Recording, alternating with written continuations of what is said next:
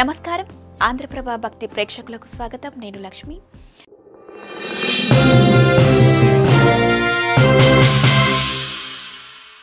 దేవీ నవరాత్రులు వచ్చాయంటే చాలు ఎక్కడ చూసినా ఆధ్యాత్మిక శోభ వెల్లివిరుస్తోంది. ఈ ఉత్సవాలు ప్రారంభం కాగానే ఆ జగన్మాతకు ప్రత్యేక పూజలు నిర్వహిస్తారు. అలాగే దుర్గమ్మ దగ్గర గర్భా నృత్యం కూడా చేస్తారు. మరి ఇంతకీ గర్భా నృత్యం అంటే ఏంటి, దాని వెనుక ఉన్న అర్థం ఏంటనేది తెలుసుకోవడానికి ఈ వీడియోను చివరి వరకు చూసేయండి. శారదీయ నవరాత్రులు మొదలు కాగానే అమ్మవారికి ప్రత్యేక పూజలు నిర్వహిస్తారు. అదే సమయంలో గర్భ సందడి కూడా ప్రారంభమవుతోంది. నిజానికి గర్భ అనేది ఆధ్యాత్మిక నృత్యం.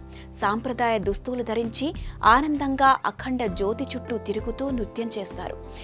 ఇది ఆధ్యాత్మిక బలానికి మానసిక ఉల్లాసాన్ని కలిపి నిర్వహించుకునే వేడుక.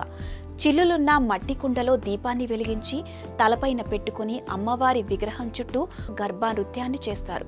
ఇందులో మట్టి కుండ తల్లి గర్భాన్ని, జ్యోతి నుండి వెలువడే కాంతి లోపల పెరుగుతున్న కొత్త జీవాన్ని సూచిస్తుంది. అలాగే భక్తుల కోసం రాక్షసుడితో పోరాడిన దేవతపై ఉన్న ప్రేమ, కృతజ్ఞతలను గర్భా నృత్యం తెలుపుతుంది. అసలు గర్భ అంటే సృష్టి యొక్క ఆది గర్భమని చెబుతారు. ఇది శక్తి స్థానానికి ప్రాతినిధ్యం వహిస్తుంది.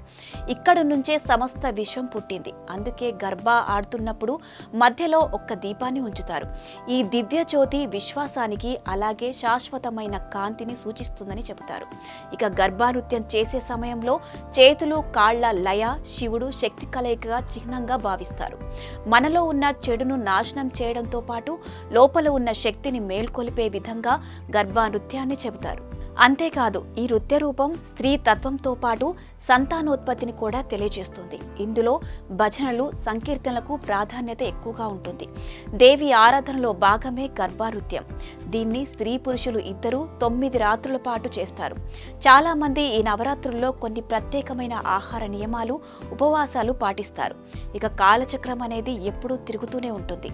పుట్టుక నుంచి మరణం వరకు, మరణం నుంచి పునర్జన్మ వరకు ఆత్మ తిరుగుతూ ఉంటుంది. ఈ అన్ని అంశాల్లోనూ కదలకుండా స్థిరంగా ఉండేది ఆ దైవశక్తి మాత్రమే. దీనికి ప్రతీకగా నృత్య వలయం మధ్య దేవి ప్రతిమ లేదా పెద్ద దీపపు సమ్మెను పెడతారు. జీవన చక్రం దాని చుట్టే పరిభ్రమిస్తుందనడానికి ఇదొక ప్రతీక. గర్భ, దాండియా ఒకే విధంగా కనిపిస్తాయి, కానీ ఈ రెండింటికి వ్యత్యాసం ఉంది. నవరాత్రి ఉత్సవాలను గుజరాత్తో పాటు దేశంలోని అనేక ప్రాంతాల్లో నిర్వహిస్తారు. అంతేకాదు, గర్భా నృత్యం మన దేశానికే ప్రత్యేకం. దీన్ని UNESCO intangible culture heritage of humanity జాబితాలో కూడా చేర్చడం జరిగింది. నిజానికి గర్భా అనేది చూడ్డానికి వేడుకలా అనిపిస్తోంది, కానీ ఇది సాధన రహస్య రూపం. ఈ సమయంలో శరీరం దేవాలయంగా మారుతుంది. ఆచారం నృత్యంగా మారుతుంది. మధ్యలో వెలుగులు విరజిమ్మే జ్యోతి దేవుని పాత్ర పోషిస్తుంది. కాగా అమ్మవారి ఎదుట భక్తిని నృత్య రూపంలో చాటి చెప్పే ఈ ప్రాచీన సాంప్రదాయం ఇప్పటికీ కొనసాగుతుంది. అంతేకాదు, ఇది ఎప్పటికీ సజీవమే. ఇలాంటి ఇంట్రెస్టింగ్ వీడియోలతో మళ్ళీ కలుద్దాం. మరిన్ని అప్డేట్స్ కోసం మా ఛానల్ని ఫాలో అవ్వండి.